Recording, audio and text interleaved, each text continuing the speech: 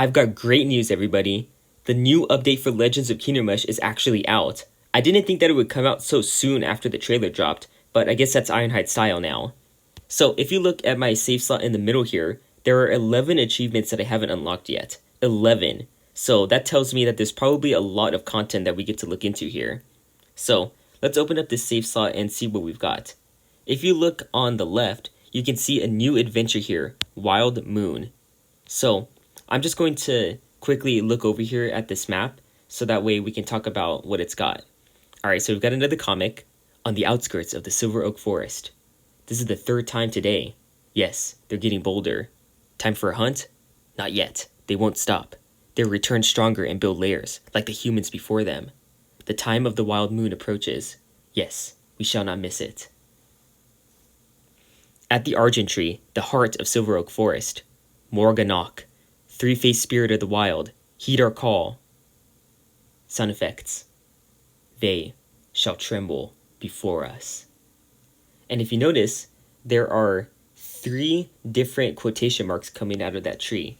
That is important here.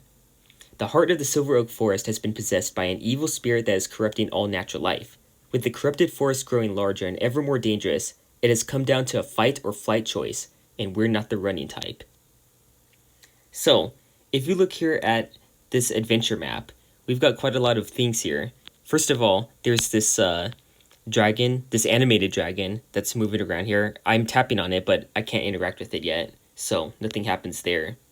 If you look at this map though, it's pretty complex. You see, if I was to follow this upper path here, I could go along this bridge here on the left. Out of the 3 bridges, this is the leftmost bridge that I'm looking at. And that's the only way that I can actually go along the furthest left path and get access to this weaponsmith here, if I wanted that. Meanwhile, if I didn't go up that bridge, I could just go to the right, and then I could go up to this tavern right here. And any of the other paths lead that way too. One thing that I also notice here right away is that going this way leads me straight to this combat encounter right here that's connected to a bunch of other paths. Whereas if I went down here instead, I get another combat encounter that then leads to this one that's connected to all the paths. So going down this bottom lane here probably gets me the most experience points if I was to go this route. So just something to keep in mind. We can see the boss over here. This looks like it's going to be related to that giant tree that we saw in the comic with 3 quotation bubbles. The reason why I pointed that out though is because I noticed in the achievements, which I'm going to look at right now, there was something about defeating the boss 3 times. Okay, so first of all, let's look at this. Green Thumb, free the Argent Tree from Morganach's possession, and beat the campaign on normal difficulty. So this just means to beat the campaign at all by beating the boss, and then the Ghostbusting one is to specifically beat it on normal difficulty. Now we also see an achievement for beating an adventure with Brave Bark. So, little spoiler that we're going to get him. But if you didn't see the trailer already, that's kind of weird. And then a dialogue with the stars. Defeat the Ashravan in their secret den. So we're going to have to look into that later. Hideout Paradise. Find the ninja hiding in Silver Oak Forest. So that's just another scenery achievement that you interact with on the map. Pokemon. Have the Poke Oaks hit enemies 5 times in the same combat. Then there's these 3 achievements here that suggest that there are 3 bosses in this adventure. It says to defeat Morganach with More as the final aspect, and then the other 2 say Ga as the final aspect, and then Knock as the final aspect. So Morganach is made up of 3 aspects that are named after the 3 parts of his name, I guess. Then there's Light My Fire, finish 10 Tree Folk units with burning damage, and you have to do 10 of those, it tracks it for you. And finally, Breaking the Log. Defeat the orcs setting up camp in Silver Oak without receiving damage. That probably means HP damage, so I think armor is safe, but I'll have to find that out too. So the next thing to look at is the updates to the party. As you can see, we have a new legend, which is Brave Bark. We can see that he's a legend because of the fact that each of his skills have 3 options instead of the normal 2 that companions get.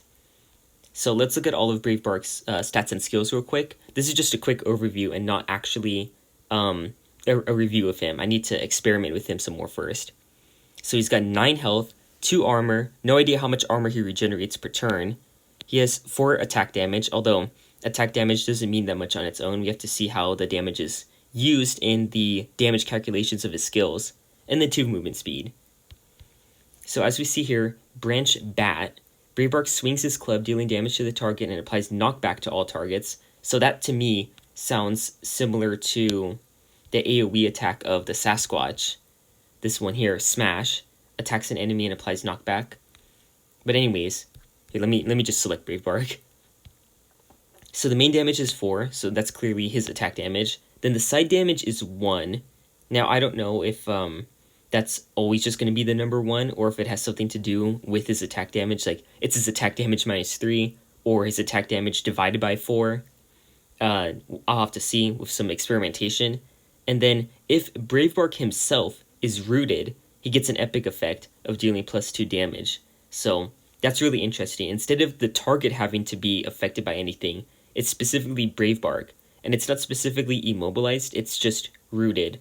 Although any other form of immobilized means that Bravebark can't actually act anyways, so that makes sense. Now, Branch Ball, this has a 3-turn cooldown, but the cooldown ticks on the turn that you use the skill, so technically this is only just a 2-turn cooldown. So he attacks a single target with a powerful blow that removes rooted. I'm not sure if that means removes rooted from the target or from himself, or both. Deals damage and applies knockback. Because it applies knockback, chances are that it removes rooted from the target and applies knockback to them. And so the damage here is 6. So it's either his attack damage +2 or his attack damage times 1.5. I'm going to guess it's times 1.5. And then, once again, if Bravebark is rooted, then it's going to deal extra epic damage. And it's the same epic damage as his other ability. So these are both melee skills. So you can see that Bravebark is definitely a big, thick melee tank chonk. Now let me look at his traits. So he's immune to bleeding because he has thick chonk bark. He also has Spring Sap. So if Bravebark's health is below 6, so 2/3, he regenerates 2 health at the start of each turn, and he gets an extra +1 healing if he's rooted. Now this is interesting, because just reading this tells me that Bravebark is probably going to drain a lot of your supplies during an adventure right away, because he can't heal back to full HP. He can only heal while he's below 6 HP. So I'm guessing though that if he's rooted and is at 5 HP, then he's going to heal 3 HP and get all the way back to 8. So you can kind of cheat the system, I'm guessing. And then finally, Fortify, because he's a melee unit. He gets extra 2 armor if he doesn't use any skills at the end of his turn. Now let's look at these skills. Root Spike. So he thrusts his club into the ground and makes root spikes emerge from the ground, dealing damage to all enemies in a 1 hex area, and applies rooted to Bravebark. Okay, so this is a circular AoE ability that damages everybody, and it does extra damage to enemies that are weakened. The damage is 4, so chances are that it's just equal to his attack damage. Then there's Nature's Wrath. He summons thorns in a selected hex and 2 random adjacent hexes, so it's a clone of the Ranger's ability, Brambles. Let me just select him. Then he's got Seismic Pound.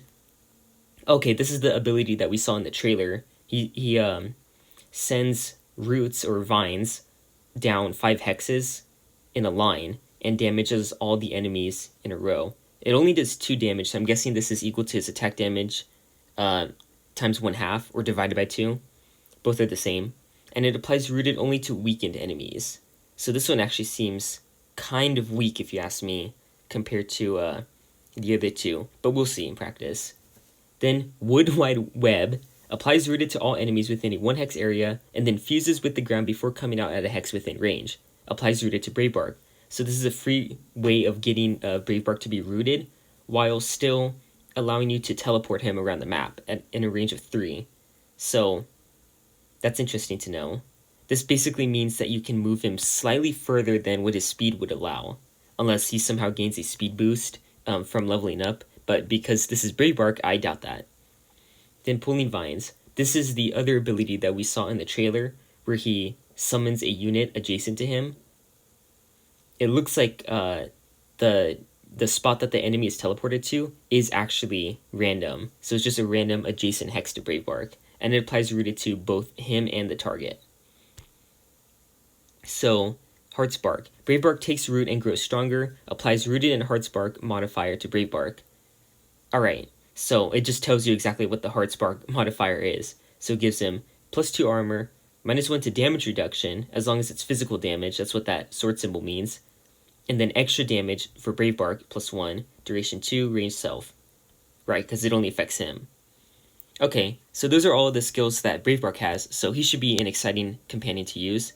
Then there's also the Sylvan Elf. We have to actually beat this adventure in order to unlock him as a companion. As you can see here, he has 5 health, only 1 armor, 3 attack damage, and 3 speed. So he's the first unit that's a companion who has 3 speed to start off with. Rexun is the only other unit that had that, but he's a legend. So he's kind of like a mini Rexun in that way, especially because he seems like a combination of a melee companion while also being a glass cannon. So his first skill is Thrust. So this is a long-range melee attack. Even though it still says that the range is melee at the very bottom of the skill description, it attacks a single enemy, and then the one that's behind that enemy is also going to take damage, just a little bit less. So it seems to be his attack damage to the main target, and then the target that's further away is going to take his attack damage -1, both of which are physical. Then he has Living Bow. So he transforms his spear into a bow and shoots a magic arrow at a target. And so the range is 3. So the range is actually equal to his movement options. So in total, he has a range of 6, I believe, because he can move 3 spaces forward and then shoot another 3 spaces ahead of him to attack a target. That's his effective range if you want to chase after someone and snipe them. So the damage here is equal to his physical damage, but this is ranged now, and magic damage. So that's nice to know. So see his traits. He has agility, so this is the same thing that the ranger has. So the Sylvan Elf is allowed to move after performing an action. So if you wanted to, you could get in range and attack an enemy with Living Bow, and then get out of range. Well, you can't get in range in the same turn. I just mean that if you're already in range to attack them, you can then get out of range to be safe, thanks to agility. Then he has a 25% dodge chance. This is basically useless because you shouldn't rely on luck-based effects like this. And then he has Keen Focus as well, so he is really similar to the Ranger. He has both Keen Focus and agility, as well as a ranged attack that bypasses armor. So that's nice. As for his level 2 skills, Sylvan Volley. So he raises his spear and shoots a barrage of quick bolts. They land in a 1-hex area, damaging enemies. So this means that there's an AoE that you select for him to shoot at, and all of the bolts are going to rain down in a random spread in that 1-hex area.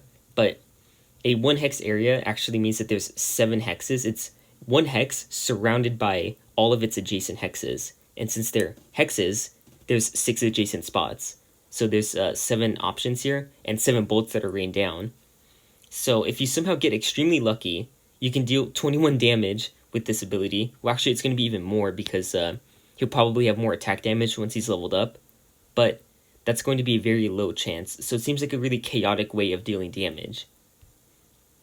Then there's Spear Rush, and this is equal to, well, this is 4 damage. So this is either equal to his attack damage +1, or maybe his attack damage times 1.5, rounded down. But it says that the elf rushes towards his target and pierces both the enemy and the one behind them with his lance. So it's kind of identical to Thrust, it's just more damage, and you specifically have to move before you use it. So, unlike this one, there's no requirement like that. So he could start a turn adjacent to an enemy, and then attack them with Thrust, and then use agility to get out of there. This ability has negative synergy with agility because it forces him to move before he can use Spear Rush, so keep that in mind. Then there's Woodland Strike, teleports to a hex within range and sinks his lance into the ground, removing all debuffs from adjacent allies and dealing damage to all adjacent enemies. So this seems to be either half or his attack damage -1 that deals damage to adjacent enemies. So it's like a little teleport that he can use to attack. But because it has a range of 3, it's the same as his movement speed already. So we'll have to see if this range increases as he gets leveled up. Most likely. Then Skirmish. The elf quickly shoots 3 arrows, each at a different random target within range. Range self. So if the range is his self, that doesn't make any sense, because who is he attacking then? What is the range if it's only aimed at himself? So this one we'll have to see what's going on here. But the damage per arrow seems to be equal to his attack damage. So yeah, there's a lot of experimentation that we're going to have to do to figure out how the Sylvan Elf works. But in any case, there are a couple of balance changes that have happened as well. For example, Gerald Lightseeker has been nerfed in a very minor way. All of his skills are pretty much the same. The only thing that's different is Avenging Blade. If you see here, the cooldown is now 3 turns instead of 0 turns like it used to be. So he can't just keep on spamming Avenging Blade back to back. You'll have to wait with 2 turns in between the last time that you used Avenging Blade in order to use this again. So you're not going to get that infinite healing potential out of him so easily. Besides that, what else has been modified? There are patch notes. The Arcane Wizard, I believe, is unchanged, even though he's probably due for a nerf since he's so powerful. I believe... Oh yes, the Sasquatch. I saw him a little bit earlier. Yes, Smash has been buffed slightly, so his main damage and splash damage, I believe, are higher now. I actually don't remember what they were before because I don't use them, but you can double check if you haven't updated your version yet. Either way, since this is what the numbers are now, we can work with this, and hopefully he'll be a little bit stronger. And that's the only thing that I believe has been modified about him. And finally, the Sorceress has gotten a buff as well, in a couple of ways. First of all, her grounded ability now grants her an extra +2 range instead of an extra +1. So before, it used to be that if you moved her 2 hexes, then she would actually have a higher effective range than if she had just stayed in place. And there were a lot of situations before this buff where enemies were exactly 1 hex out of range for her to attack them. So it was pretty bad because the Sorceress would have to move so much to get in range to attack them, but then she herself would also be vulnerable to getting attacked by them. So this will actually help tremendously with their ability to attack freely without getting hit. Then there's Exoburst, which has been slightly nerfed in its damage, but has also been buffed by becoming a free action. If you don't know, a free action can only be performed at the very start of your turn, so before you move or attack. And if you use this, you are free to move and or attack afterwards. So she can use Exoburst, then move however much you want to move her, and then use one of her other abilities. That's how a free action works. So this now serves a better purpose of being able to negate the armor of an enemy to give her an armor buff, and then you could theoretically move further up to get into range of something else, and then attack an enemy with one of her other skills. And then she would ideally be safe from damage because she would have the armor that she gained from Exoburst. But the nerf is the amount of armor damage that she can deal. Now it seems to be equal to her attack damage. Then finally, Punishing Curse has been buffed as well. So the damage multiplier is now 4 instead of 3. So if a target is bleeding and they're going to take 2 damage from the bleed damage, and she uses Punishing Curse, they're going to take 8 damage instead when Punishing Curse hits them. And then when the bleed triggers afterwards, I'm getting ahead of myself. When the bleed triggers after the Punishing Curse has been used, they're going to get hit again for another 2 true damage from the bleed. And so this is actually going to be technically a 5 damage multiplier. Although I believe that that's what the developers were worried about when they first made this ability, that it would be too strong, and that's why they only made it a triple damage multiplier. Because you could say that about bleed beforehand, right? That, they would take triple the damage from bleed and get 6, and then take another 2 damage when the real bleed triggers, and then they would take 8 true damage total. But in practice, this ability was always so weak because it wasn't really bleed that was mainly being used with it. It was mainly 1 damage attacks, which would be poison and burning. So this ability is now going to be quite a bit stronger with bleed, but not that much stronger with the other damage over time effects. Either way though, this is a nice little buff to the Sorceress, so we can see if she is more useful now. So with all of those things out of the way, I'll be working on a walkthrough for this adventure, I'm not necessarily going to be using those characters. I just happen to have them selected earlier. So, yeah, stay tuned for all of that stuff. And I hope you guys have a good day. Goodbye.